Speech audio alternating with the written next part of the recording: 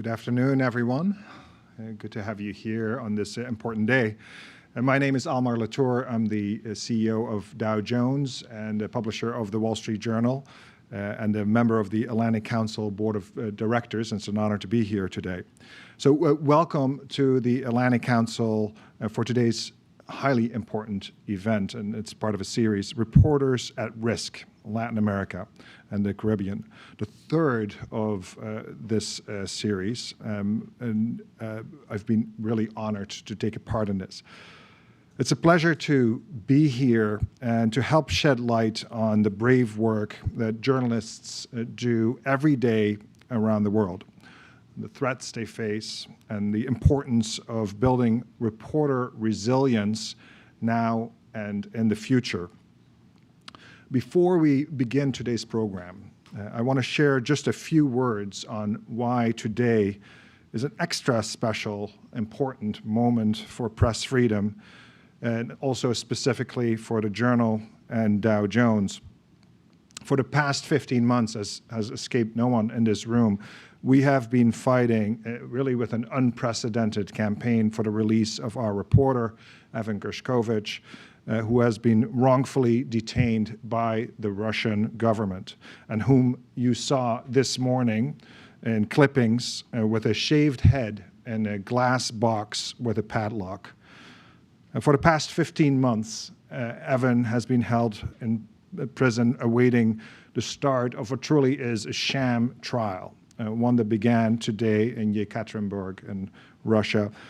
And this sham trial is unsurprisingly being held behind closed doors with no outside media allowed, no journalists to share the truthful reporting of what is happening there on the ground. This sham trial will no doubt lead to a sham conviction, and one that could bring with it up to 20 years in prison for an innocent man. A reporter accredited to work in Russia by the Russian government was simply doing his job. We urge the U.S. administration and allies around the world to do everything that they can do to bring this nightmare for Evan, for his family, for his colleagues, and for free press to an end now.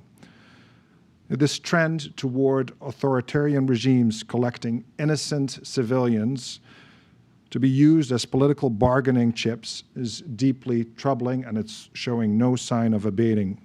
Evan is just one such example, and unfortunately there are hundreds of Evans. And that's why these discussions, such as today here, are so important. We must not underestimate the grave dangers faced by journalists everywhere, including our esteemed panelists joining us today.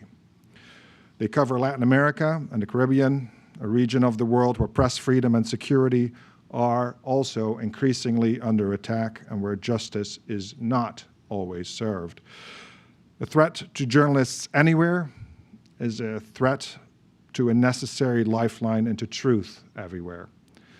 Thank you all for your support for Evan and for your commitment to fighting for freedom of the press.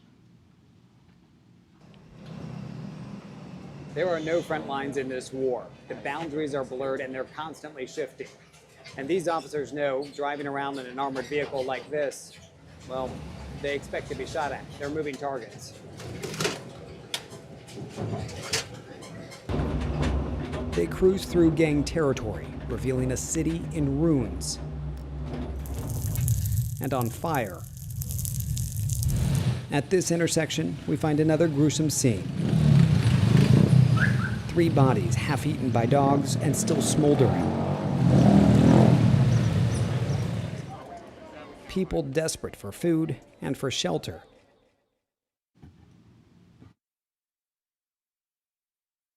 And I'm the Executive Vice Chair of the Atlantic Council and founder of the Adrian Arsh Latin America Center and the Skokov Center's Adrian Arsh National Security Resilience Initiative. The video you witnessed was a clip of CNN's David Culver reporting from the ground in Port-au-Prince, Haiti, It occurred just a few months ago amid the country's worsening political security and humanitarian crises. CNN was the first major news network to enter Haiti's capital since the most recent gang uprising. The footage captures the significant dangers and risks that journalists undertake in Latin America and the Caribbean and around the world to deliver the news and report the truth. And I'm going to take a moment of personal privilege to say that a month or so ago, the day before you saw that clip appeared, about 10 o'clock at night, I got a call from Sam Feist. He was the CNN bureau chief. And he said, "Adrian, help me. I have a reporter, David Culver, who is on the border with Dominican Republic. He's got a helicopter. He's ready to go into Haiti, but he can't get permission to get out to get there. Can you help us?"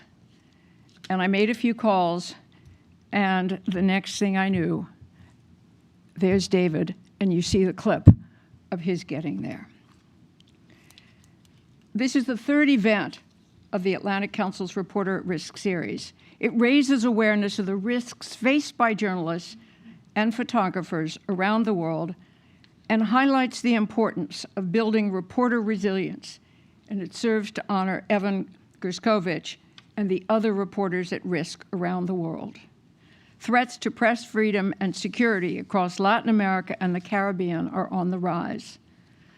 Mexico remains one of the deadliest countries for journalists outside of active war zones, with more than 150 reporters killed and dozens missing over the past 2 decades. Authoritarian governments in Cuba, Nicaragua, and Venezuela, ranked among the world's worst for press freedom, target journalists and censor newsrooms to stifle dissent. Reporters and civilians in Haiti face gang violence amid turmoil.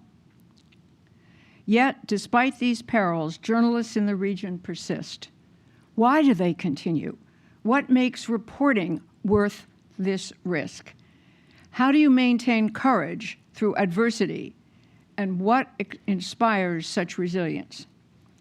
To address these questions today, we are honored to bring together an esteemed panel of journalists with a wealth of experience reporting on Latin America and the Caribbean.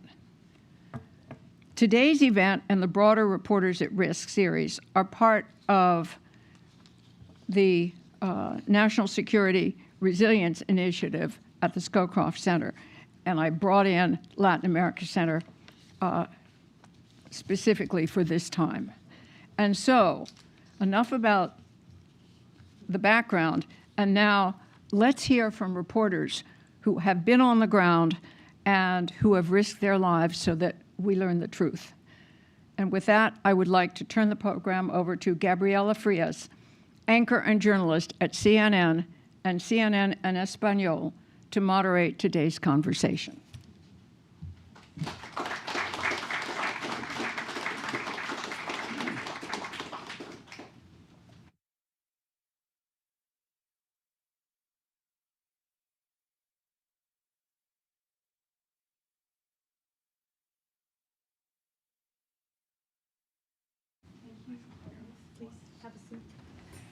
Good afternoon and welcome to this session. My name is Gabriela Frias. I'm honored to welcome you today. I'm honored also to introduce you to my fellow colleagues, journalists, for this session, some of them remotely. They have worked on some of the most complex stories of our times, and many times during incredibly challenging circumstances. We just heard about David's entry into Haiti. And some of them have paid a very high price for just doing their job. We'll hear more about Luz Meli and Juan Lorenzo's case later. Also, the high price has been paid by their loved ones, their families, and their colleagues. So before I say anything else, I come from Mexico, and these past months have been incredibly complicated also for journalists. So the only thing we say as journalists is that we're losing still the battle because it's a country with high levels of impunity. A number of journalists have disappeared, and the question is, when one journalist is killed or disappeared, how many more decide just to take other routes and work in something else and forget about the patriotism that they felt when they started their passion in journalism. So without further ado, let me just introduce you to our panelists this afternoon. Joining us via Zoom, Luzmeli Reyes. Hello, Luzmeli, can you hear me? Yes. She's a renowned and respected Venezuelan multimedia journalist with a distinguished career focused on politics and migration issues. She's a co-founder of independent digital media organization Efecto Cocuyo, the Firefly Effect. She has directed Efecto Cocuyo since its foundation in 2015. It's interesting how 4 women sitting at a table decided to create Efecto Cocuyo. She'll tell us more about this. She also founded Venezuela Migrante, devoted to cover the mobility of Venezuelans. Her contributions to journalism have garnered widespread recognition, including several awards, CPJ Award, German-French Award for Human Rights, amongst others. She's already preparing the next generation of journalists for the region that will work in Latin America, and that's very important. A teacher at Fundación Gavo and has served as professor in different prestigious universities. Thank you so much, Luzmeli, for being with us this afternoon. Guillermo Galdós, hello, good afternoon, a Peruvian journalist. Hi, Gabriela. Hello, very nice to see you and to meet you finally, because I've seen your work and it's fantastic. Guillermo has spent over a decade making documentaries, producing exclusive news stories from Latin America for different broadcasters. He's a camera journalist, a producer. He basically says he likes telling stories and uses journalism for fact-checking as, part of his toolbox, pretty much. So we'll hear from you about the way you decide on the stories and the support that you get, the money, the resources, the funding for bringing the stories alive into different channels, whether it's National Geographic, whether it's even working with us in Warner Media, etc. Thank you both for being here via Zoom. Now, to the opposite side of this panel, Franco Ordóñez. Very nice to meet you. Very nice to meet you. He is a White House correspondent for NPR. He was born in New York. He grew up in Atlanta. I was a resident in Atlanta for over 20 years. So what's interesting with Franco also, not only do you work as a White House correspondent for NPR, but you also have traveled to South America. You are the son of Colombian immigrants. And we're very much interested to learn what it takes to talk about Latin America and the Hispanic community and their interest and how much they are similar or not, and their interest that you find in the White House or you see your stories reflected in public policy. Mm-hmm. Thank you for being here. Of course, you don't need no presentation, but let me just say a number, and you know this number pretty well. 545 days, the time you spent in prison. Juan Lorenzo Holman Chamorro, general manager for La Prensa. He was freed among over 200 political prisoners on the condition to leave the country. Of course, in August of 2021, you were taken to prison, charged with money laundering, sentenced to 9 years, and a multi-million-dollar fine in a trial. Of course, sham trials, sham sentences, exactly. But also you were stripped from your citizenship, your nationality. But you're Nicaraguan. Exactly. Sure. So we want to know what La Prensa looks like, given that that was a family business from your grandfather. It was founded by your grandfather. So what has happened right now? And last but not least, my esteemed colleague, David Culver, senior national correspondent at CNN Worldwide. If you remember the COVID-19 coverage from Wuhan, you remember David Culver. He has won several awards and recognition for his work covering the epicenter of the coronavirus. You have also worked on the immigration crisis from the US-Mexico border. And David, I have to say, less and less experts want to talk about Haiti, because people think it's a lost cause. Yeah. So the fact that you were able to go there and prepare this series of stories is just so commendable and admirable. So thank you all. Let me start with you. What else do you want to share with us about the video that we just saw? What it takes to do that story, report it, deciding where to go, who to talk to for your safety, for the safety of your team? I think it's that last word right there. It's team. I mean, when you talk about the Wuhan coverage, my producer from Beijing, Yongsheng, is actually here. He's based in New York. But he was with me in Wuhan, and it is a team because a lot of this is planning that takes weeks. And with an organization like CNN, you have a lot riding on you that you want to make sure from a security and logistical perspective everything is taken care of. With Haiti in particular, it feels a bit disingenuous in the sense, Gabriela, that I hadn't really delved into Haiti until this year. I mean, I pitched going back in October, and then as things this year started to take a turn, and we saw with Ariel Henry leaving and not being allowed back to the country, that suddenly this was going to be a very important place to be. The question began, how do we get there? Thanks to Adrian for picking up that 10 o'clock phone call, because it did take a lot of folks to make calls and to help us get from the DR, as we sat for 6 days, driving several hours to the border with all of our stuff packed, ready to walk. And it was the DR that said, you don't want to go there. It's not very safe. Why don't you go back to Santo Domingo? It'll be better there. We said, no, we need to go there. We need to tell this story. And so after 6 days, we were able to get into Port-au-Prince. And it was via helicopter that the two pilots, I remember sitting with them. I've never done this before, but flight planning, looking at flat pieces of Google Earth saying, can we land there? And then we'd call a team on the ground and they'd say, we're driving there now. Nope, that's gang territory now. You can't land here. So it took a lot of that back and forth. And finally, they were brave enough to say, we think we can go to this location. We'll get you in. And yeah, you touch the ground and you realize, great, we're here. How do you get out? But you don't let that sit on you for too long because we're surrounded by such incredible people from CNN to really be able to tell this story and to tell it from a perspective that I think has to be human more than anything else. And we say that, and it's not just rhetoric, but it's a challenge when you're going in with a lot of security. And I don't push back on that. You know this, right? To connect with the people. Right, because you're going in and you have, 3 B6 level armored vehicles, which, we're grateful to have. You have body armor like you see there. You have 4 to 5 bodyguards, which at a big organization, you're grateful to have, but then you're suddenly so distant from the people you're supposed to be telling their story. As soon as you step out of the car, it's, what's going on here?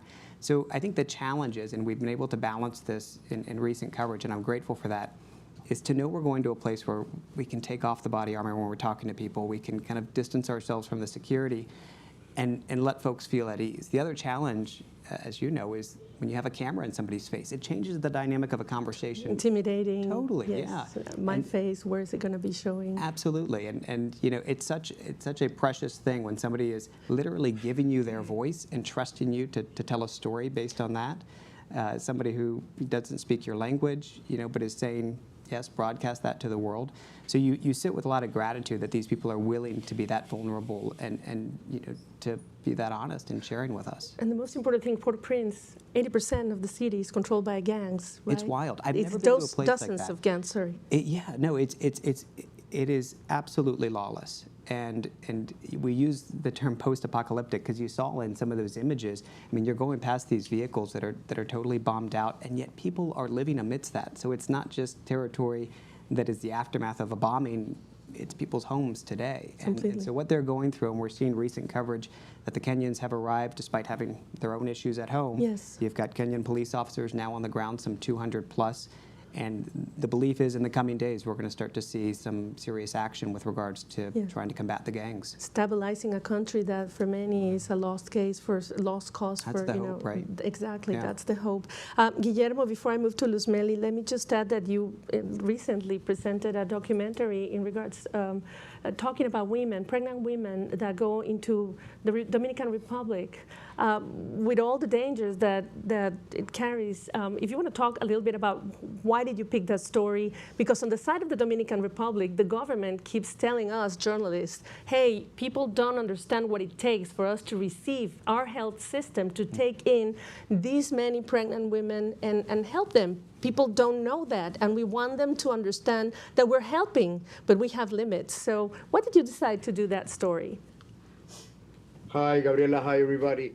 Yeah, basically, we wanted to go into Haiti as well when everything was happening. But when we arrived to the border, this was actually a few weeks before everything went down the drain. But we saw a lot of people being deported, and we saw a lot of people crossing. And I was surprised to see a pregnant lady that was being deported, and she was nearly fainted. And then we started to find out with different organizations about how these women were being rejected from Dominican hospitals. So we went with one of our characters, and she was about to give birth. She had contractions, and a military, a soldier at the door of the hospital stopped her from going in. And she was like, say, listen, I'm in pain. And she was crying. And, it was really, really hard to see. And what I was surprised, it was obviously, the humanitarian catastrophe that you had at the border of Dominican Republic. And the other side, you see, these wonderful beaches and the tourism and all that. But, I thought that they wanted to cover all, what was happening there. Why that story? How do you get to pick that story? Who is telling you that that's the story to pick in a country where there's so many stories, so much humanitarian drama that you want to share to the world? Why that one in particular? I think that, as a journalist, you try to put yourself in the shoes of the people that you are filming to tell the stories. And for me, it was very important for the world to realize what was happening there, because we also filmed the story of a Haitian woman that crossed into Dominican Republic to give birth. She managed to give birth there, but her baby died of acute diarrhea, a few months later. And I was at the hospital, and by chance, I saw this grandmother with a tiny coffin, and she told me the story, and I went with them to bury the kid in the middle of the mountains. But it was like not only, being in Dominican Republic was going to guarantee your safety. And I also wanted to tell that story. And it went a long way, actually. Thank you. Luz Meli, over to you. Not so long ago, you put out a tweet on X. It's always confusing to say that, right? Yes, but on X. When you talked about the 25 years of a process of dismantling the press in Venezuela, what is it like to be a journalist today in Venezuela, and especially because we are 32 days away from a presidential election? And what does that mean right now for you and your colleagues in Venezuela when it comes to covering the stories around the election? Okay, hello everybody. Thanks, Gabriela. It's a pleasure to be here because tomorrow we are going to celebrate in Venezuela the Venezuela Journalist Day. Mm-hmm. So it's very important to greet my Venezuelan colleagues who persist, insist, and resist in this kind of environment, as you described minutes before.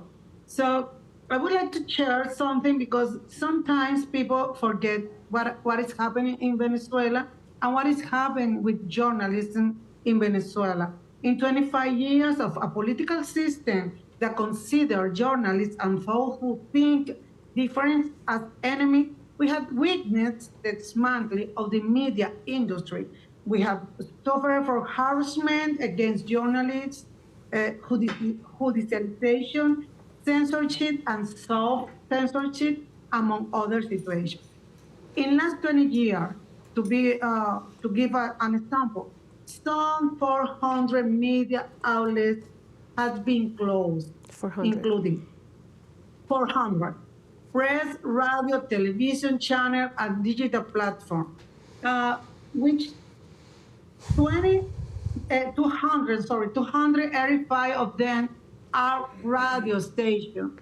And why happened this situation? Because the government knows that people listening to the radio and listening that the report of journalists through the radio. So what I want to try to show to you, to people who is listening us, is describe the landscape that we are living right now. But I always say that on the other hand, we have a very resilient system of native digital media, include Efecto Cocuyo that you described at the beginning of the conversation as the firefly effect, which we try to bring together with people, with the audiences and other journalists around the country and around the world, the situation that is happening in Venezuela. So being a journalist in Venezuela right now, where we live this kind of harassment from the government, but we also have the responsibility to do our job with the communities. And there is the reason that I say that we are still continue doing journalism, no matter where we are or no matter the situation that we are living right now. Absolutely. I just wanted to share with you that Luz Meli started, her journalism, first days on the street with the failed coup of Hugo Chavez. So that has marked her life. Political crises have marked your life, correct? Yes, and her son is a photojournalist, by the way. Over to you, Juan Lorenzo. What is it like to do journalism right now in Nicaragua? Because we've had the Somozas, we've had different chapters of the Nicaraguan history where La Prensa has been, threatened and suffered, but this time feels very different. In Nicaragua, journalists are the enemy. And there are no journalists in Nicaragua. I will quote that in quotes because people, whoever says I'm a journalist, he will go immediately to jail. And not to jail, he will be kidnapped by the government and thrown in a gulag and then he will be sentenced to whatever in a circus trial like they did to me and they did to other journalists that were kept in prison. Now we have right now 3 journalists in jail. One of them he was thrown in jail just because he was filming a Christian during the Holy Week. Mm-hmm. He was doing a Facebook Live, and he was thrown to jail, and now he's sentenced to 9 years for spreading fake news. So that's what is to do journalism in Nicaragua. Yes. The curious thing about you, that you're 7 in your family, right? Yes. Okay. And you are not a journalist. No. No, I should have started from that. Yeah, you should. Yeah, I should have said that before. Yeah. Yes. I am an animal science major from LSU. So yes. And why then? So why? I don't know why I was invited here. But why going? Was it a tradition to go, and just be part of the family business, or was it your mom, your dad? What made you just begin and remain in this industry, crazy industry? Yes. Like I said, I was born in this family that owns the newspaper since 1930. The newspaper was founded in 1926, so we are 98 years old. One of the oldest in Central America, by the way. One of the oldest, and hope to continue like that. Yes.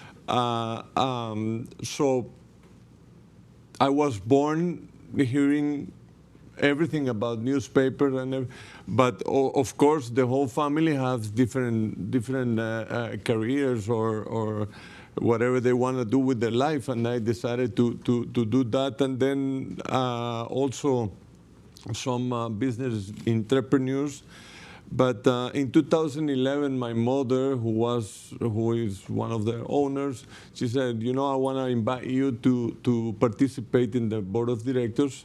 And I said, okay, I'll give it a shot. And I started doing that. And then in 2020, there was the previous general manager. We had to let him go, and the board of directors decided that I should take control of the management of the newspaper. And I think that it's because everybody stood back and I stayed. I didn't hear the call, but no. And I said, okay, I'll take the chance, and I will be. It will be an honor to do that, to follow my father's steps, my grandfather, my uncle, So I said, okay, but it was management, you know, not journalism. Of course, I read the newspaper and I follow the news and everything, but not. So then the situation arose that the government, since they found that we were the enemy, they came one day to the facilities and said they raided the facilities and they took me to prison. And just so you know, they pretty much erased him from the records in Nicaragua. You don't exist pretty much. Well, what they did is in February, they put us in an airplane, sent us to the United States. Yes. They took away my nationality, the documents or whatever. And then they erased me from all public registries. So I don't exist. My daughters don't have a father. My wife doesn't have a husband. It's a complete. It's a rule. I mean, they committed two crimes of less humanity, which is the stripping of the nationality, and also erasing from all registries. But this is the seed of resilience, because that's important to talk about. Because Luzmeli, you, all of you, have developed this resilience skill, you know, in these circumstances, such difficult circumstances. So we're going to talk about that. But Franco, why journalism to begin with? I mean, it's really the stories that Don't tell me that you also studied. No, but the stories that I'm hearing from Juan Lorenzo and Luz Lee. I mean, I grew up, as you noted, I was born in the U.S., but traveling to Colombia a lot. It was the journalists in Bogota who were writing about Escobar and the bombings and kind of confronting, the drug lords in Latin America. That really inspired me to try to do something more with my life, to try to speak to, to bring truth to power. And it's hearing these stories from Lorenzo, from David, from Luz, that just remind me of how important this work is and continues to be. I mean, I feel pretty privileged that I'm able to do the work from where I'm able to do it now, having worked as a young reporter, going to Mexico and working in Ciudad Juarez, where the police are fighting narcotraficantes, going to Haiti after the earthquake.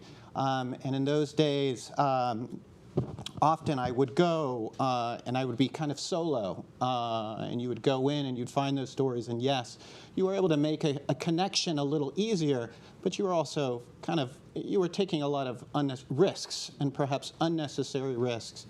And when you take those risks, you risk also not being able to bring the story home. So I feel very privileged to have been able to kind of move up the ranks and move to a bit of a larger move different organizations. Now I'm at a larger organization where I'm able to see the advantages and the disadvantages of having that. Now I certainly have those resources. If I were to go into Haiti now, I too would have security and agents.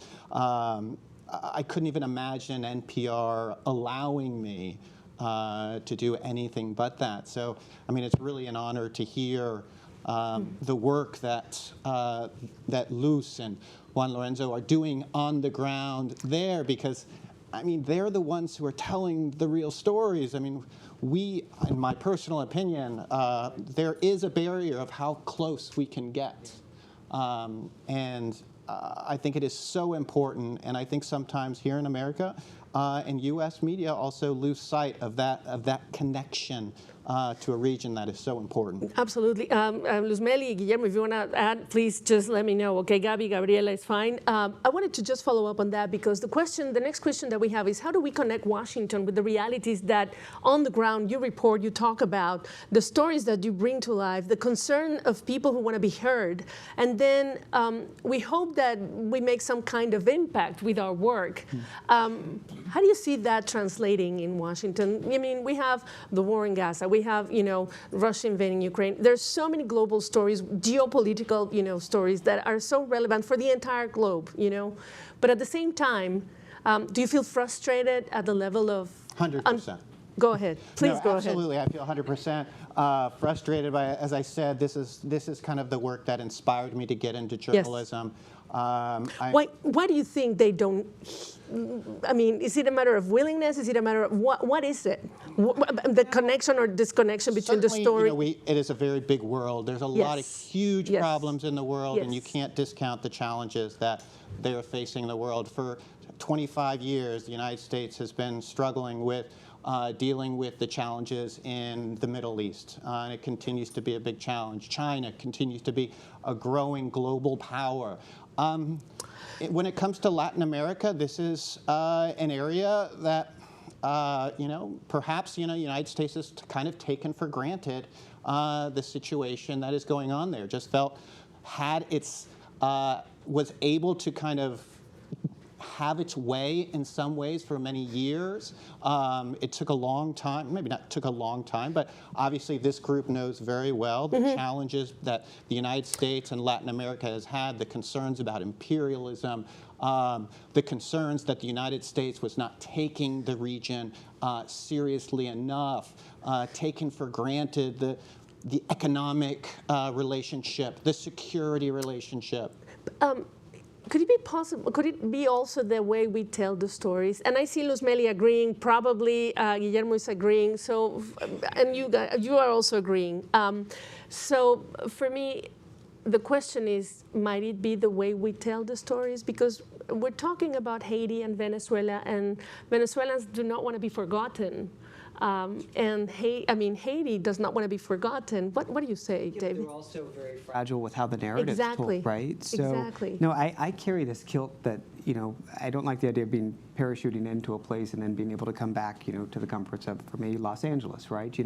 I think there is a reality where you look at those who are actually living and breathing it, and there's an admiration level that you can't compare with. So, and I even think, 3 years in China, yes, I was living there and couldn't get out and had to stay away from family for, 2.5 years straight, but it's still not that personal connection that so many carry as journalists. That said, I think there's something that you can take away from that. And I had bosses who would tell me this. They say, you're going to go into a place, you don't speak the language, you don't know the people, but that's going to be an asset to you. Because you're going to come with an observation level of not looking at a story saying, we did that 2 weeks ago, we've already done this story, but you're going to bring fresh eyes to it. And I've tried to do this with Haiti too, where I've looked at it from as relevant a perspective to the American audience. And it's not to make things digestible to Americans, but it is at the same time, because there is then a momentum that can carry in changing policy. And so I think that's the biggest challenge from a storytelling perspective. We are inundated with tragedy around the world. And I asked the head of the World Food Program, the country head in Haiti, and I said, how do you then make the case for what Haiti's going through when you have at the same time Gazans going through what they're dealing with? And he said, this is Haiti. He goes, all I can focus on is this right now. And he tells the story from the Haitian perspective. And so I think that's what we have to do. We have to look at this as storytellers, because we are storytellers, and we have to tell a story that yes, it may not get into all the nuance and all the details and so many different elements that we want to, but if it can connect on one level, if it can be one person that somebody walks away after watching it for 3 minutes, maybe if we're lucky, 5 to 7 minutes on their phone and say, oh man, that's something that just sits with me. It's the characters you want. I do think in some ways it is changing a little bit as China and India and Russia get more influence in Latin America. That is waking up, that's waking up diplomats and officials in the United States to pay more attention and to bring those stories, because it does have more of a global impact. On the same time, a big challenge that we all know is the resources of many newspapers and outlets of having people there to do the work. That is something that is going to be a problem and a challenge for a long time. It's so important that you touch on that, because Luz Meli and Juan Lorenzo know a little thing or two about, starting your own project or keeping your project alive, then crowdfunding, and how do you make it happen?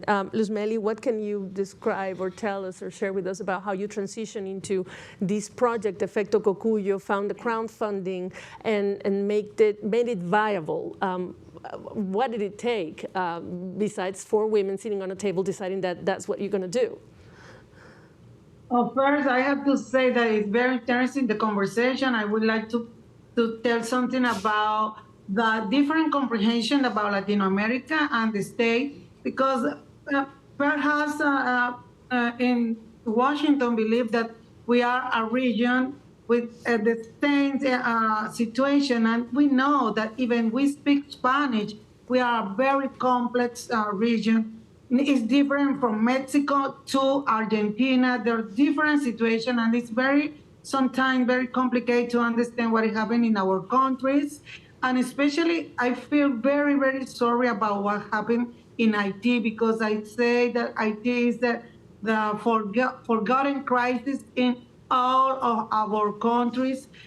People from Haiti are crossing all the continent, and it's like there are not so much people paying attention what is happening in Haiti. So I am very, very, my solidarity with Brazil, with Haiti, I'm sorry.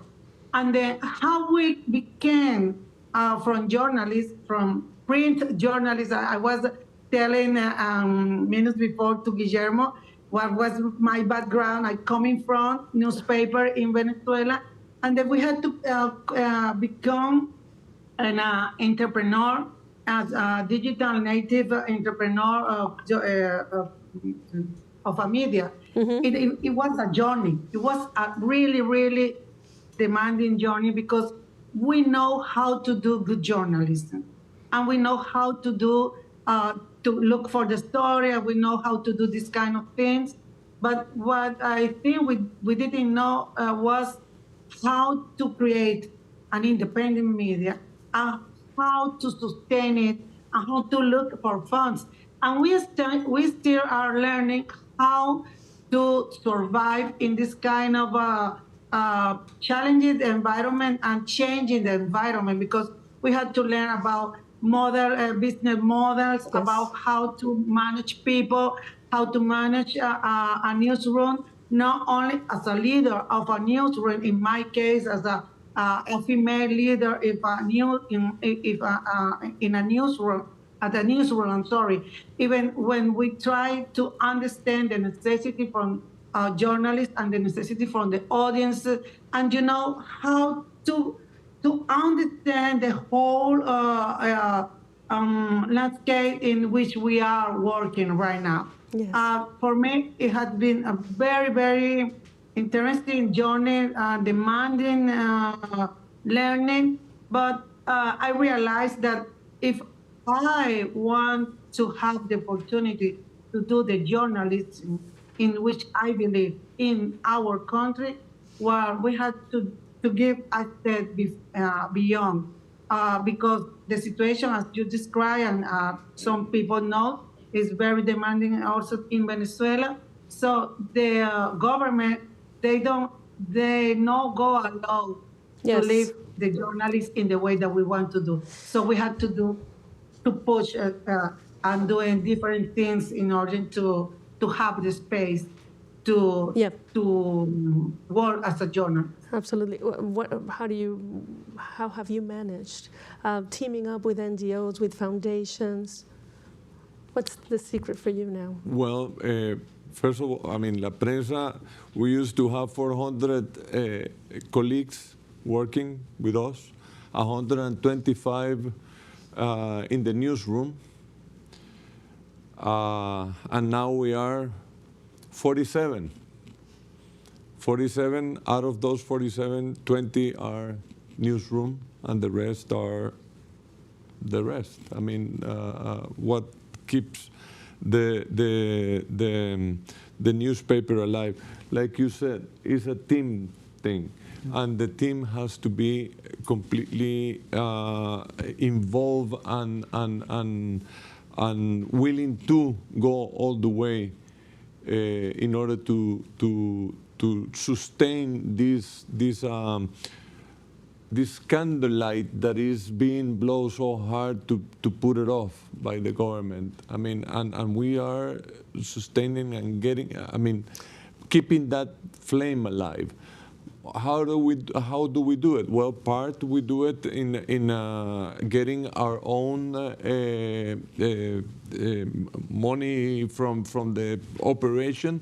But one of the things is that in Nicaragua we are in such a terrible situation, in such a terrible dictatorship, that the private sector doesn't want to advertise in La Prensa, even though it will give them the right, it will be the right tool, but they don't do it because they fear with real basis that the government is going to be after them.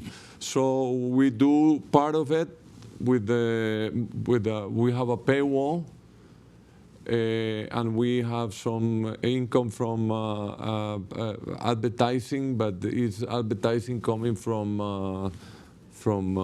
Google and things like that. And the rest we get it from grants and from some, I will say, savings that the family had for emergencies, but never thought that the emergency was going to be that they will steal everything we own. I mean, they stole everything, even the bank accounts, everything. I mean, we end up with nothing, just the team. Just the team, and I was in prison, and the perversity of the dictatorship goes so far that the last two people from La Prensa to get in jail were two drivers that were driving the journalists to do some coverage, and those two were also put in this plane and sent to the U.S. and also erased from that from all documents and taken their nationality away. So what we do, we work with fingernails. We are so we are in a very difficult situation, but we are holding there, and we have a lot of faith in God, and a hope that people will turn their heads to us and understand that keeping journalism alive in Nicaragua and any other countries is very important. If journalism disappears, it's like you turn off the lights in this room and you won't be able to see your hand, and that's scary. Yes, very scary, very, very scary. Guillermo, when we talk about resiliency, I mentioned you're a storyteller. These great journalists have talked about immigration, the fentanyl crisis, the crisis at the border, the Darien Gap. Those are the stories that you've reported on. Those are the human drama that Latin America right now is facing. When I say resiliency, in the way you decide the stories, how to tell them, considering your audiences. what comes to mind? Well, I think the continent has a lot of issues to report. I also think that the type of journalism that I do from this part of the world is, for example, when I walked the Darien Gap, I didn't walk with security. I didn't go with the North Face backpack or anything. I went like a migrant, and because I wanted to experience, because to arrive to the Darien Gap with 3 bodyguards, and it's the same that happened to David in Haiti. You know, I've worked several times in Haiti, and I understand why he did that. And Haiti, for me, is, I would say, one of the few places in this part of the world where I feel a complete foreigner. But from the rest, I would say in Mexico, Central America, you know, South America, you know, I speak the language, you know, I can move along, and it's trying always to see how is that I can tell the story better, or how is that I can erase that wall from that the guy that arrives with dollars, you know, he's telling the story for an international organization, he must have money, you know, and that for me sometimes interferes with what I want to tell. But I also think that it is becoming more and more difficult to tell those sorts of stories. And for example, when I did the story about fentanyl in Mexico, you know, I remember President Obrador putting my report on his show in the morning and saying that it was a lie. His You know, morning and press I conferences. Yes. yeah, and I couldn't believe it. You know, he was telling basically I was a liar, and it was, you know, I didn't have a reason to lie. I didn't have an agenda. I knew people in Sinaloa, and they were telling me, listen, we are cooking fentanyl here. And it's not that they are sending the fentanyl from China. It's being cooked in Mexico with Chinese ingredients. And he didn't like the report, but, you know, I felt I didn't go to Mexico for at least 3 months. And the same happened, you know, with me in Colombia before with another president. And in Peru, for example, I did a story about how, you know, tomb raiders, about people that were stealing Inca artifacts that had been buried for thousands of years, and they were selling it to private collectors in Europe and in the US. And they were doing that because there was a market for it. And the thing was, the Peruvian government sued me, you know, as if I was part of the tomb raiders and stuff. And obviously what they wanted was for me to disclose my sources. I didn't. I was lucky to have the backup of Channel 4 in the UK, who I work a lot for them. But Yes. that's the sort of problems that I think one could find in this part of the world. Yes. Okay, no, we have 3 minutes, and before I let you go, what does it take for the journalists of the 21st century working in these circumstances, polarized, with great, you know, in Latin America, with great socio-economic disparities? What's the toolbox? What does that toolbox have for you to be a successful journalist going forward? Who wants to start? Luzmeli, please. Ladies first. Thank you. I always say, doing a better journalist, always doing more and better journalists. There is the only receipt that I think we have. But I want to tell people that you have to be aware about the election in Venezuela. Please, 28th of July, it's going to be the most important election in our country. So I would like to ask for people to pay attention to it. Okay, thank you. Franco, please. I mean, I think a lot of it has to do with resources Yeah. and being able to provide more resources. I do think interest builds on interest, and I actually appreciate that David and Sina have continued to cover in Latin America and the Caribbean. And I think the more that organizations like yours, organizations like ours, as well as the smaller organizations, report in those areas, and organizations like this build interest, that will create more interest and more coverage. Thank you. David. For the next generation, I mean, it's storytelling, it's the resilience It's courage, but maybe not what you might think. It's not about the physical safety, but I think it's courage to, like Guillermo was saying, when somebody's attacking your report, you have to have the courage to shed that ego, because it's going to be coming at you at all directions. And social media makes it feel as though it's just suffocating you, and you'll have that misinformation and that rhetoric attacking it, and you have to be willing to just kind of push that aside and just keep focused on the story. And our job is to just pull back the curtain and let people see. We don't need to do more than that. Interesting. Yeah. What about you, Juan Lorenzo? Well, I think that maintaining the core values, integrity, and credibility are the key components to keep journalism alive. And also, our main job is to destroy the fake news or the stories that the authoritarian regimes are trying to build on their own systems. But that cannot be done without the financial situation backing you up. Thank you. And Guillermo, what do you say? I think for me the most important thing is the truth. I like the truth to come out always, and even if that makes powerful people uncomfortable, I'm sorry, but I think the new generation of journalists should be focused on getting the truth out.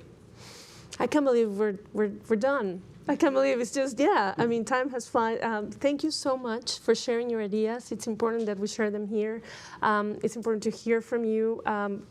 Kudos, and I'm honored to be part of this, session, moderating this conversation with you all. And now let me just toss it to Jason Marsak. He's the Vice President and Senior Director, Adrian Ar's Latin America Center here at the Atlantic Council. Well, thank you so much, Gabby. All I can say to begin with is, wow. What an inspiring and powerful conversation that was. On behalf of the Atlantic Council's National Security Resilience Initiative was hosted today's event, and the center I lead, which is the Adrian Arsh Latin America Center, where we work to shape policy, but also expand the importance and awareness of Latin America and the Caribbean across global communities of influence, and frankly also do our part in telling and shaping regional stories. So thank you so much for joining us today. I also want to thank our incredible moderator, Gabriela Frias, partners at CNN for collaborating on today's event. Thank you to Almar Latour and the Wall Street Journal for your tireless work to free Evan Gorshkovich, who, as you mentioned at the beginning today, is in our thoughts, especially as his baseless trial begins in Russia today, and for your support of reporters at risk writ large. Our speakers, David Culver, Juan Lorenzo Holman Tremordo, Franco Ordonez, Luz Meli Reyes, Guillermo Galdos, your courage, your resilience, your commitment to your cause, which is frankly our cause as well, keeps freedom alive. Your work is really an inspiration to all of us. And of course, talking about inspiration, Adrian Arst. Adrian, your support in making today's programming possible, along with all that you do for the Atlantic Council, our path-breaking work over the years on resilience, Latin America and the Caribbean, and many other topics. Thank you. This conversation has also been critical as a call to action. It's a call to action to better protect press freedoms. We're reminded of Mexico, which the Committee to Protect Journalists has called the most dangerous country for the press in the Americas, or the repression of free speech, the closing of outlets, the jailing of journalists or non-journalists in Venezuela and Nicaragua. We didn't talk about Cuba, but Cuba as well the storming of a TV station in Ecuador earlier this year by gunmen. On a daily basis, in many countries, journalists are attacked or harassed, as Guillermo noted, just for doing their jobs. As David said, as storytellers, these are jobs that are fundamental for bringing truth to all of us and that exemplify personal resilience. So thank you, Adrian, for having the vision to start this important series. We hope you all continue to tune in to my favorite TV channel, ACTV, for the Atlantic Council's Reporters at Risk series and support journalists in Latin America and the Caribbean and globally who risk their lives to deliver the news and report the truth. For those of us attending in person, you're welcome to join us for a reception in the lobby. And for those joining virtually, thank you so much and have a great evening.